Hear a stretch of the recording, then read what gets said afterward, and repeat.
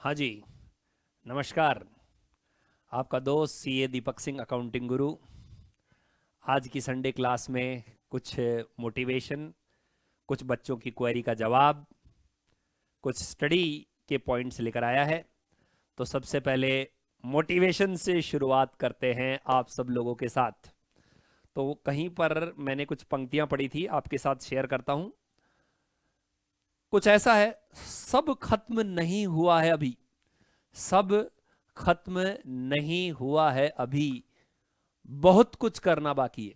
सब खत्म नहीं हुआ है, अभी बहुत कुछ करना बाकी है। सब खत्म नहीं हुआ है, अभी बहुत कुछ करना बाकी है। सांसें चल रही है, सांसें चल रही है अभी, खुश रहने के लिए इतना ही काफी है। सांसें चल रही है अभी, खुश रहने के लिए इतना ही काफी है।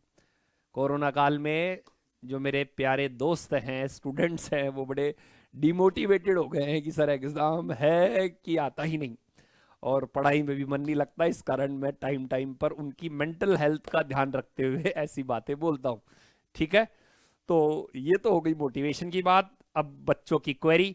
तो मेरे पास में जो मेरे वीडियो हैं उनमें एक ही एक क्वेरी बार बार आ रही है कि सर हमें कोई बुक बता दो, हमें कोई गाइड बता दो, जिससे हम एमसीक्यूज की तैयारी कर लें, हम उनको अच्छी तरह से लर्न कर लें, प्रिपेयर कर लें। तो मैं आपको कहना चाहता हूं कि ऐसी कोई सिंगल बुक नहीं है। एज पर माई ओपिनियन, मेरी राय के अनुसार ऐसी कोई सिंगल किताब नहीं है जिसको आप रीड कर लो, पढ़ लो और सोचो कि अच्छे मार्क्स आ जाएंगे।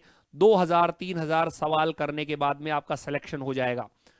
जिस स्टूडेंट का सिलेक्शन होता है उसके सफलता के पीछे एक ही चीज होती है, और वो है इन डेप्थ स्टडी, गहराई में अध्ययन। इसका मतलब यह है ऑब्जेक्टिव टाइप एमसीक्यूज क्वेश्चन केवल प्रैक्टिस के लिए होते हैं, जिससे आपकी अपनी नॉलेज का चेकिंग करने का पता चलता है। जबकि आप केवल और केवल एमसीक्यूज करेंगे तो आप ये नहीं कह सकते कि ये सिलेक्शन करवा देंगे। भाई वो आपकी नॉलेज चेक करने का काम करते हैं। बाजार में एमसीक्यूज की काफी बुक्स अवेलेबल है, बट मैं उन्हें सफिशिएंट नहीं कहूंगा। हाँ, उनसे आप अपनी नॉलेज को चेक कर सकते हो। नॉलेज चेक करना अलग होता है और नॉलेज गेन करना अलग होता है। नॉलेज गेन करने के लिए आपको हर एक चैप्टर इन डिटेल्स पढ़ना पड़ेगा, और उसके लिए बेस्ट जो आपके पास में मेरे ख्याल से स्टडी मटेरियल है वो है आपकी ग्रेजुएशन की बुक, आपकी पोस्ट ग्रेजुएशन की बुक्स, जिसमें अकाउंटिंग भी है, कॉस्ट अकाउंटिंग भी है, और यदि करंट बुक है तो इनकम टैक्स है, एफएम है। आप उन्हें रीड कीजिए, क्योंकि जो आप सिलेबस वगैरह देख रहे हैं तो आपको पता चल रहा होगा कि जो विद्युत विभाग की भर्ती निकलेगी उसका सिलेबस। इसके अलावा आपके एक नेशनल फर्टिलाइजर जो एक मिनी रत्न कंपनी है उसकी वैकेंसी निकली है। इसके अलावा एक सीसीआई की वैकेंसी निकली है। इन सब में सिलेबस लगभग मिलता जुलता, हाँ कुछ में एडिशनल चीजें भी हैं, क्यूटी है और रीजनिंग वगैरह कुछ है, बट लगभग जो आपका जो कॉमर्स पार्ट का सिलेबस है वो सेम है।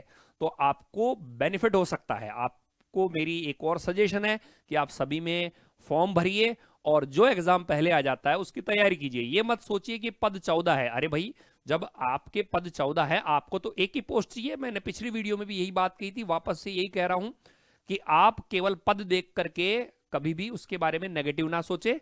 आपको सिलेक्शन के लिए एक ही पोस्ट चाहिए, तो तैयारी करें। और मेरी राय के अनुसार आप लोग इन डेप्थ थ्योरी की स्टडी अच्छी तरह से करें, और हल्के फुल्के प्रैक्टिकल जो कि बिना कैलकुलेटर से हो सकते हैं आप उनकी भी प्रैक्टिस करें। थ्योरी स्टडी अच्छी करें, छोटे छोटे पॉइंट बना ले। सबसे बेस्ट स्टडी संसार में जो होती है वो होती है सेल्फ स्टडी, सेल्फ मोटिवेटेड के साथ की गई स्टडी। तो ये बच्चों की क्वेरी का मैंने आंसर दे दिया कि कोई स्पेसिफाइड बुक नहीं है। हाँ, बाजार में आप जाकर के बुक्स ले सकते हो एमसीक्यूज के लिए, जो कि आपकी नॉलेज को टेस्ट करने का काम करेगी। बाकी नॉलेज गेन करने के लिए आपको पोस्ट ग्रेजुएशन और ग्रेजुएशन की बुक्स पढ़नी पड़ेगी। बच्चे कहते हैं सर वो तो बहुत ज्यादा है। अरे भाई, सिलेक्शन पाना है तो ज्यादा ही करना पड़ेगा। शॉर्टकट नहीं है कि ये बुक पढ़ ली, ये 20 पन्ने पढ़ लिए या ये 100 पन्ने पढ़ लिए और सिलेक्शन हो जाएगा। इन डेप्थ स्टडी जो करेगा वही जीतेगा। तो मोटिवेशन हो गया, बच्चों की क्वेरी हो गई, और अब जो नेक्स्ट चीज है वो मैं आपको बता दूं कि एक न्यूज आई थी। वो न्यूज बता दूं। कुछ बच्चे बार बार मेरे से कह रहे थे, तो जरा मैं बैठ जाऊं और फिर आप लोगों को वो न्यूज़ बताता हूँ, ठीक है? ओके, ये लो जी, मैं बैठ गया। न्यूज़ कुछ ऐसी थी, ये देखो। वो उसके अंदर जो जीके वाला पार्ट है, अरे बाप रे, हाँ, ये देखिए, बिजली कंपनी भर्ती राजस्थान जीके के अंक बढ़ाए।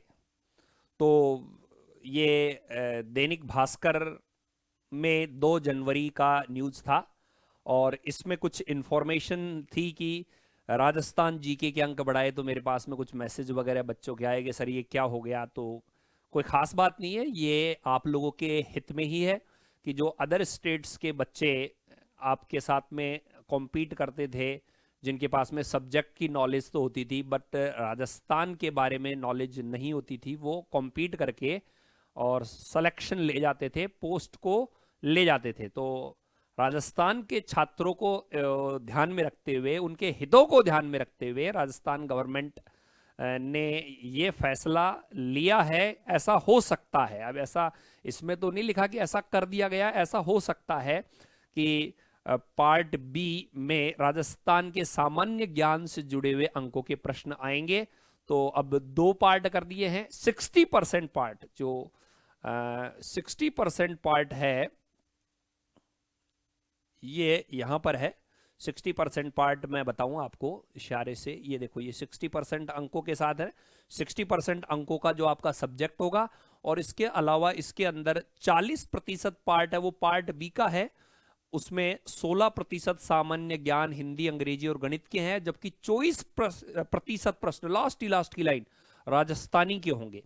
तो 60 और 40 का कर दिया। 60% उनके भी, आपके भी तैयारी सब्जेक्ट की। जो 40% है उसके अंदर 16% जो है वो Hindi, English, maths, general knowledge के, बट 24% राजस्थानी के होंगे। तो आप लोगों के लिए बढ़िया है, राजस्थान बैकग्राउंड के स्टूडेंट के लिए फायदे का सौदा है। अब नेक्स्ट आ जाते हैं अपन।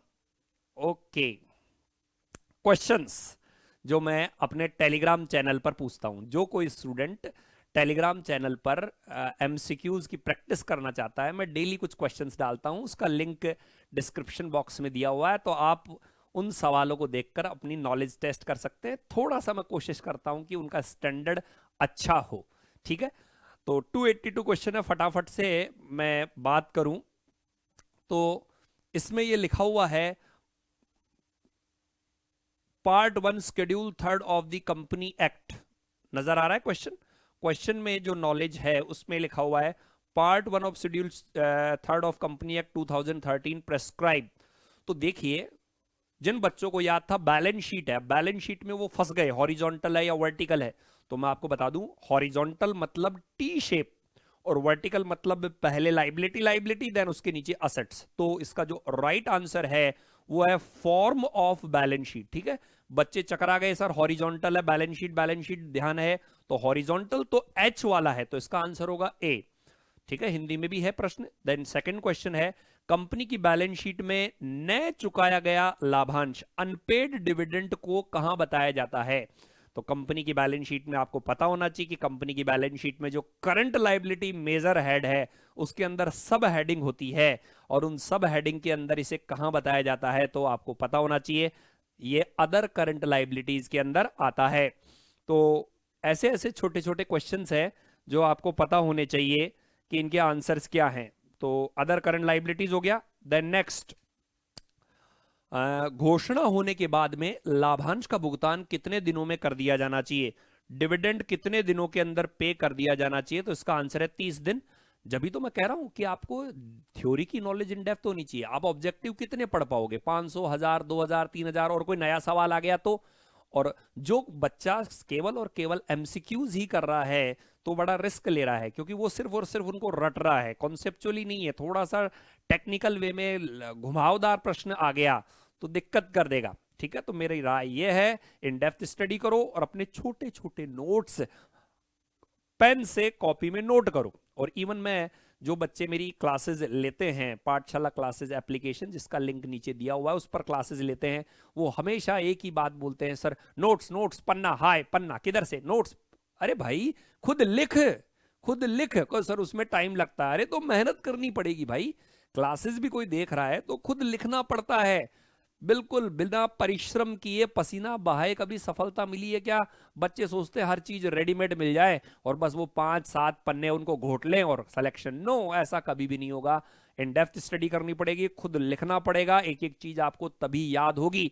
जो बच्चा लिखकर चीजें याद करेगा उसे मेमोराइज रहेगी और एग्जाम में रिकॉल उसी को ही करेगी। ठीक है, next, interim dividend is declared. अब मध्यावधि लाभांश दिया जाता है बोर्ड ऑफ डायरेक्टर द्वारा। इसमें भी कई बच्चों ने गड़बड़ी कर दी थी, बोर्ड ऑफ डायरेक्टर द्वारा, निदेशक मंडल द्वारा। देन इसमें बहुत गड़बड़ी हुई भाई सवाल में, पता नहीं बच्चों ने क्या मिस्टेक की कि एक मैनेजिंग डायरेक्टर, भैया केवल 1 मैनेजिंग डायरेक्टर है, तो बताइए मैक्सिमम रेमुनरेशन कितना होता है? बच्चे 11%। अरे भाई मैक्सिमम तो ओवरऑल है, होल टाइम पार्ट टाइम सबका मिलाकर है।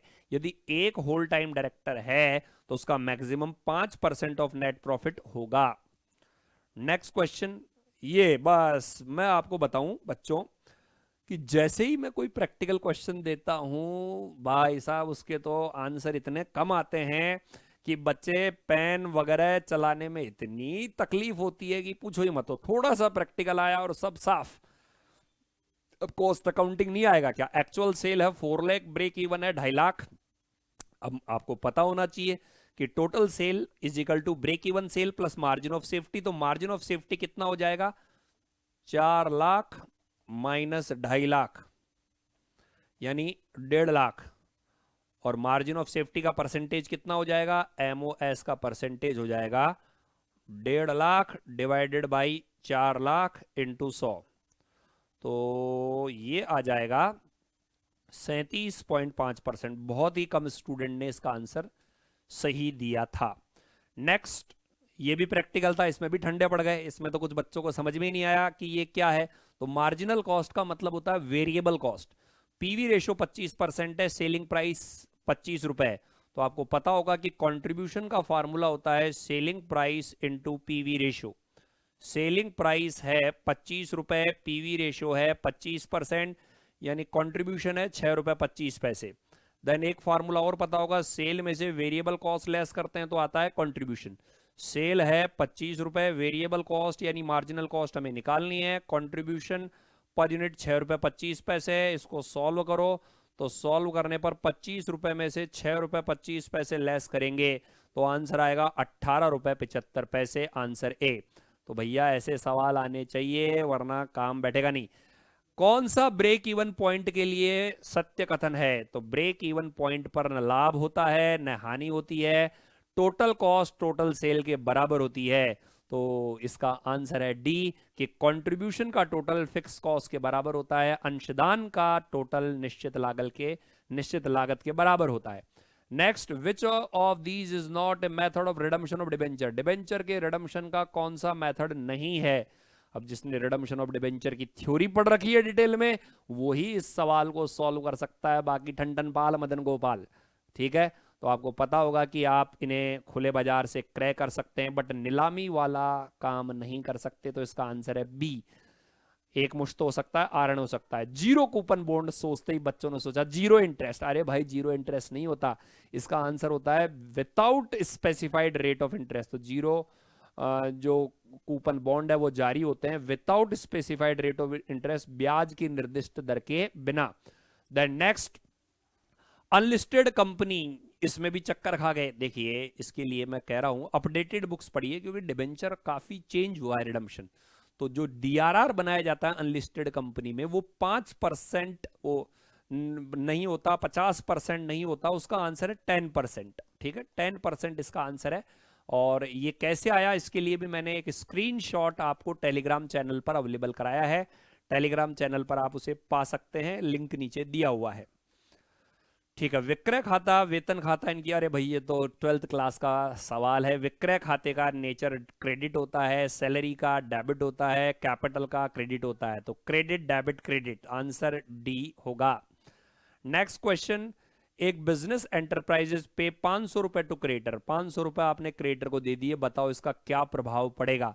तो आप मुझे बताइए, कैश कम होगा और आपकी लाइबिलिटी कम होगी। अब इसमें भी बच्चे कम आ गए, वो सी बोल रहे हैं, मुझे बताओ पूंजी कहां से कम हो जाएगी, लाइबिलिटी कम हो गई। तो ये आंसर सही नहीं होगा, आंसर होगा डी सही, डी आंसर सही होगा, इनमें से कोई नहीं। नेक्स्ट एंड लास्ट क्वेश्चन, नगद में मशीन खरीदे, इसमें तो बच्चे चक्कर में नहीं आए। नगद में मशीन खरीदने पर ध्यान रखना, टोटल एसेट में कोई चेंज नहीं होता, फिक्स्ड एसेट बढ़ जाती है, करंट एसेट कम हो जाती है, but total asset will be unchange, तो कुल संपत्ति अपरिवर्तित रहती है। तो ये जो हमने पिछले क्वेश्चंस पूछे थे उनके बारे में बात की, आई होप सो आपके समझ में आया होगा। जो बच्चे सेल्फ स्टडी कर रहे हैं, मैं बता रहा हूं, उससे बढ़िया कोई काम नहीं है, सबसे बेस्ट सेल्फ स्टडी है।